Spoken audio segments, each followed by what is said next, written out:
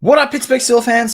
Matty P here with another episode of Steelers Touching Under. We are previewing the Steelers versus New York Jets in Pittsburgh. Sunday Night Football. It is going to be an absolute cracker of a game. The Steelers 4-2 need to go out and win this game against the Jets. Go 5-2. Really set themselves up for a home run stretch. So we're going to talk about the 5 key things that I think the Steelers need to focus on in tonight's game when this comes out for the US your time. The game will be being played my time in 24 hours. It's kind of weird when you think about the future. But let's talk about the 5 things. Number 1, they need to play the QB that is going to give them 250 yards. Now, that sounds like an odd thing. Why would I possibly be saying that? 250 yards, that they need a team that is going to go out and do that. They need a quarterback that is going to lead the team to do that. And that might sound very odd to say, but the Steelers have only thrown for 1,106 yards this season. That is not going to be good enough against the Jets with Aaron Rodgers. That's how I feel about it. I'm sorry, that's just how I feel about it at the moment, right?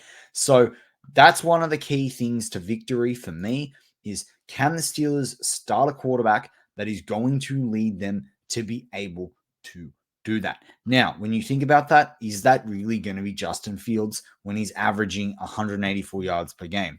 Probably not, which is why I think they will start Russell Wilson. It's part of the reason if things get tight or things get if things get tight and you need someone to throw it to win a drive down the stretch, I want them to pick Russell Wilson.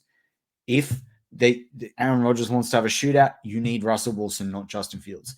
I say this as a Texas Longhorns fan who is frustrated as I record this less than 12 hours after watching the Longhorns lose because they didn't play the better passer at quarterback.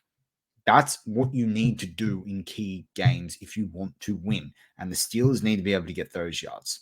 That's that one. All right. The next thing I wanted to do was, and this is part of the 5 keys to victory, we're going to have a quick look at the injury report. Now, right now, Najee Harris had a bit of a rib challenge. He'll play. He's not even listed as questionable. KZ is questionable. Let's see if he plays. I wonder if he doesn't.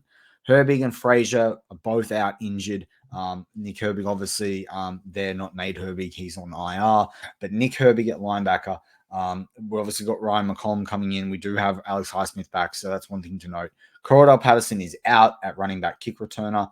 And Rome Wilson is questionable. Obviously, hopefully he plays. But I think given the limited time that he's had through the course of training camp into the season, playing as well, don't be surprised if he's a scratched. And then Dylan Cook at offensive tackle is also out.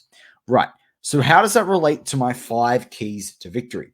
Well, the O-line. The O-line is going to be absolutely essential in this week's game. That's not a surprise to anyone. But if they're going to be able to throw for 250 yards, they've got to keep the quarterback clean. And Russell Wilson and Justin Fields last year were 2 of the most sacked quarterbacks in the league, with 46 sacks for Fields and 45 sacks for Russell Wilson. So it's really important that they stay upright. That is going to be harder when you're not playing a first-choice center and you're playing someone with very limited game experience. I don't think Ryan McCollum's ever started. If he's only appeared in like 10 games throughout the course of his career, I'll pull that up and check that. But I'm pretty sure that's the way it goes for Ryan McCollum. So that's going to be a pretty big deal for this team because that center, that relationship with the quarterback is going to be pretty key. But this is where it could be helpful for Russell Wilson versus the first team snaps. Does he have familiarity with Ryan McCollum? But the O-line has to keep them clean. If anything happens to Ryan McCollum, expects Spencer Anderson or even McCormick probably to fill in at center. Would have said differently until James Daniels got injured and is out for IR for the year. But yeah, Ryan McCollum's not had many starts in this league, and so it's going to be really important that it goes smoothly from the start. Again, that's why maybe picking Russell Wilson, who can make some calls at line of scrimmage that can audible, might actually be really key in this game because we know Justin Fields is not allowed to audible under the way the offense is set up. All right, 3 is linebackers. Now, linebackers has been an interesting thing the last couple of weeks. There's been criticisms of Queen. We've had outside linebackers out. You got Highsmith back. You do have Herbig's out, unfortunately. Jeremiah Moon's played really, really well. I think he solidified his spot with the 4th there. that sort of that fourth spot there. But this week it'll be like that third spot with Herbie out. The O-line is really critical because it's going to help the other linebackers play pretty well. When you've got that pass rush coming down, you've got some better moving parts in the secondary as well. It's going to be a much better situation for the Steelers in terms of being able to frame their defense together. And that's something that I'm pretty excited by, actually, because I really want to see this team, take the game on. Really take the game on more than what they have in the two losses that they've had. So I think that's going to be pretty key. Obviously, they look much better against the Raiders from that perspective, but I still think that it was not convincing. I think with the defense had some big turnovers, and that was great. But at the same time, there at the start of that game, the Las Vegas Raiders looked like they were going to get well ahead of the Steelers. So I think having an outside linebacking core there that's starting to get back into rhythm, that where Moon's made some contributions, I think is going to be really good for this team from this game on, but it needs to get right. So that was number 3. We talked about wide receiver. I kind of talked out a bit about Roman Wilson there. I think wide receiver, they've elevated, I think it's Ben Johnson again for this game. So that's going to be pretty key for this team as well. But in terms of like a depth at the wide receiver position, but Pickens has got to have a good game. Roman Wilson, Calvin Austin have got to have good games. But really as well from a tight end perspective, the Steelers need the tight ends to be playing really well, to be receiving the football, to keep the Jets guessing. And that is going to be super critical because Aaron Rodgers will throw the ball around.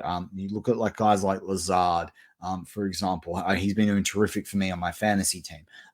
Aaron Rodgers won't be afraid to throw it around. There's also a running game for the Jets that has not been performing, and that's, again, going back to the defense. I talk about the linebackers and the O-line getting it right to take pressure off the inside or the middle linebackers, whichever term you want to use.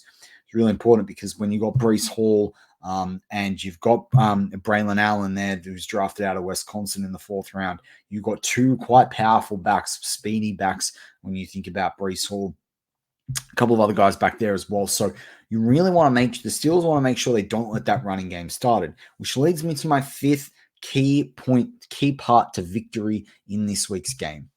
The Steelers, and it goes back to what I said about the quarterback 250 yards, it goes back to what I said about the O-line. Really, it's 4 takes, particularly if the linebackers are struggling. So it relates to all 5 key takeaways. The 5th takeaway relates to all 5 of them because it relates to itself and it relates to the other 4. And that is hold the frickin' ball, right? Hold the ball. No fumbles, no interceptions, no stupid backward plays. Hold the ball, soak up the clock, keep the ball out of Aaron Rodgers' hands and frustrate him. There's a saying out there that the best defense is a good offense, right? Really, it's the best offense, a good defense, is what people say. There's a theory out there about the offense being the best defense. You score balls and points, you make life harder for the other team. You put pressure on them offensively. You turn up the screws, increase the pressure, whatever analogies you want to use. That is what needs to happen. The Steelers need to do that in this game. They need to be having it. I want to see at the end of the game, time possession, 35 plus minutes to the Steelers. If they do that, they will win this game at home. They'll put their defense in a position to hunt. Holding the ball is absolutely critical. Soaking up the clock, getting regular first downs, sustaining drives, passing it all over the yard, not being balanced between running backs and in the passing game and receivers. But that requires Warren, Harris, Ward to come together, and Shampling. It also requires the receivers, including the tight ends. You're not dropping balls. If any ball goes to Washington, Haywood, or Freemuth, it's caught. If any ball that way, Pickens and Austin, Pickens, Van Jefferson, Pickens, and Wilson, if he's fit enough to play, will have a good day. Watch Van Jefferson in this game too. If the tight ends get started early, watch Van Jefferson if Russell Wilson starts, particularly on slants, some drag routes, that sort of stuff. It could be a big day for Van Jefferson. But they're my 5 keys to victory. My 5 takeaways, if you like, for this game that the Steelers need to do in previewing Steelers versus Jets.